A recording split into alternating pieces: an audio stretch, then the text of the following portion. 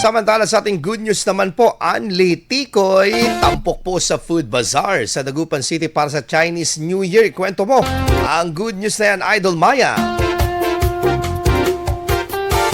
Tuwing Chinese New Year, sigaw ng karamihan, Tikoy.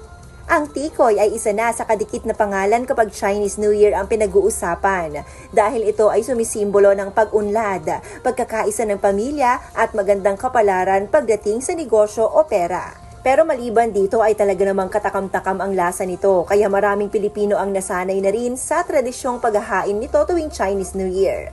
At ngayong taon bilang selebrasyon ng Year of the Fire Horse, nagkaroon ng Chinese New Year Food Bazaar sa City Plaza ng siyudad ng Dagupan kung saan ang naging sentro nito ay ang free Anli Tikoy. Namahagi ang City Nutrition Office ng masarap na tikoy noong February 16, 2026 para sa mga maswerteng Dagupenyos at mga bisita mula sa ibang bayan bilang pakikiisa sa naturang Food Bazaar. Dito ay matitikman ang mga pagkaing nagpapakita ng mayamang kultura ng Filipino-Chinese cuisine na sumasabay sa food innovation pero napapanatili ang tradisyonal na lasa ng mga ito.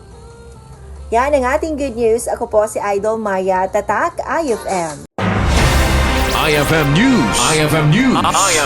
IFM News.